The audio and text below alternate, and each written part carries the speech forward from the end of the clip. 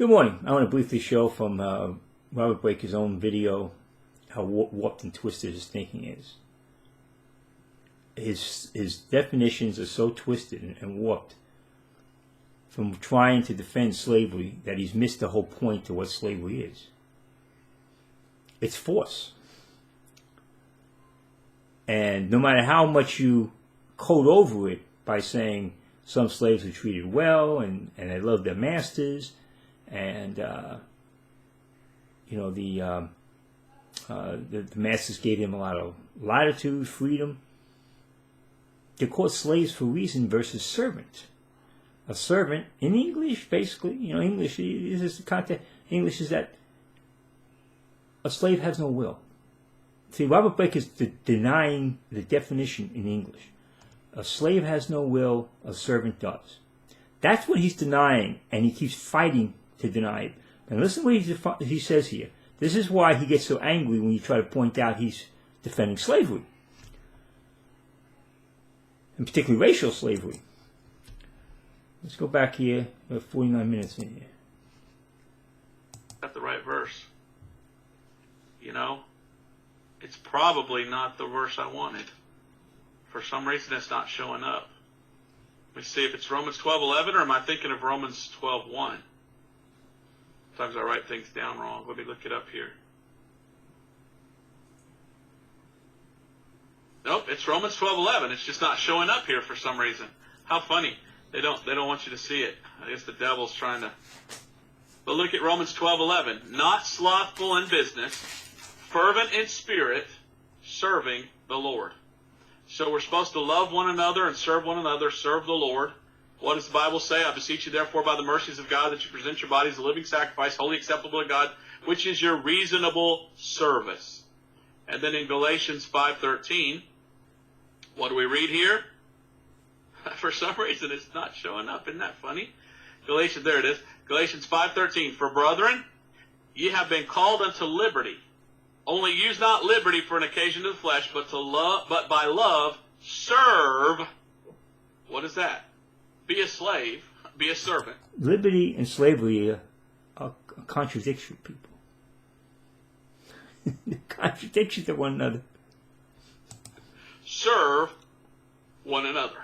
Now remember, this is the guy who tells you he doesn't want to own slaves, so he doesn't want to be a slave. Remember that. So there is a willing slavery, if you will. There's a willing slavery. Willingness to serve other people. And that's servant.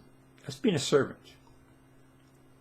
And that willingness comes from your heart to do that. Now, that's being a servant, not a slave, because that's why it's being a servant, because you're not being forced. This guy is so dumb with his definitions that he can't figure it out, and he wants to make slave and servant the same word, when in English they have two totally different connotations. In slavery, there's always force involved, explicit or implicit. In servanthood, there's a will. But he wants to say they're interchangeable. Now listen. I don't believe it's right for one man against the will of another man to force him into being his slave. Well, then slavery was wrong, Robert Breaker, in the South. Slavery was wrong in the South. Robert Breaker takes the same view as Edward P.F. 123 on slavery. Want to hear it again, people? How do you think those people held on the plantations there, Robert? Most of them didn't want to be there, working for no wages. Serving the Lord. So we're supposed to love one another and serve one another, serve the Lord. What does the Bible say? I beseech you therefore by the mercies of God that you present your bodies a living sacrifice, wholly acceptable to God, which is your reasonable service. And then in Galatians 5:13, what do we read here? For some reason it's not showing up. Isn't that funny? Galatians, there it is. Galatians 5:13. For brethren, ye have been called unto liberty. Only use not liberty for an occasion to the flesh, but by love serve. What is that? Be a slave. See? You can't figure out the definitions.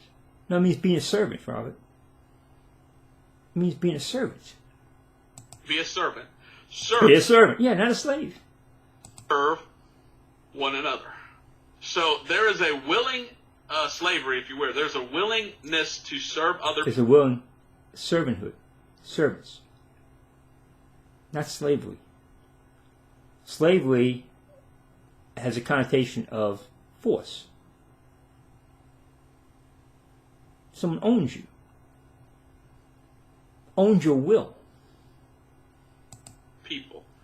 And that willingness comes from your heart to do that. Now, I don't believe it's right for one man against the will of another man to force him into being his slave. Got that, people? I do not believe it is right for one man to force another man against his will to be in slavery to another man.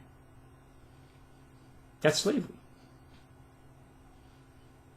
Because this guy can't figure out definitions, he gets upset when you're pointing out his own contradictions. That's why he doesn't want to say the war was about slavery. 3 million people were being kept in bondage against their will. You think all 3 million people, Robert, wanted to be doing what they were doing?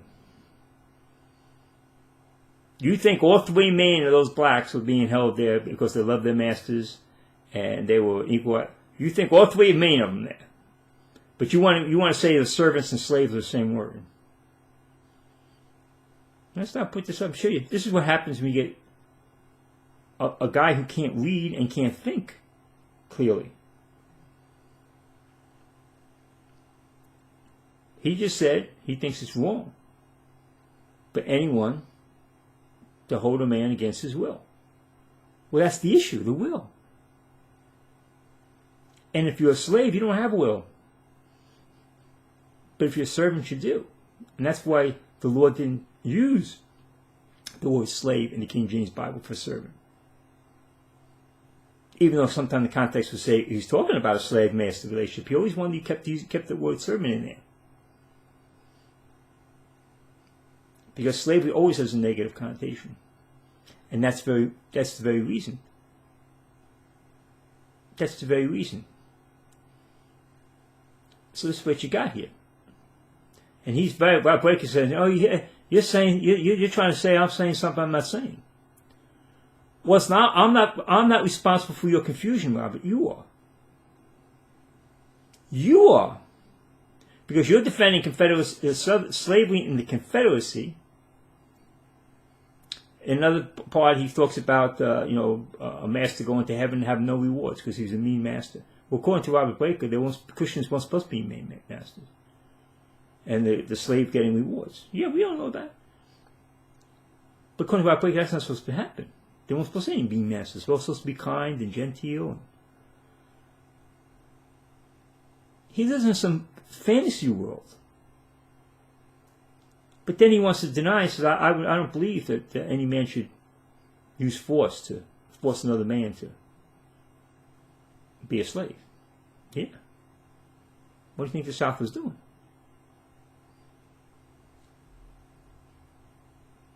So Robert's upset because he says I'm accusing him of things that he doesn't believe, but in fact he does believe them. Because he's the one who's confused. He's the one fouling up definitions by going to the Greek. And by trying to use servant and slave interchangeably. Well, they're not interchangeable terms. Based on their context. He wants to say all Christians are slaves because we use our free will to serve one another. No, we're not. It's because we use our free will to serve one another that shows we're not slaves. We're doing it freely. That's the issue.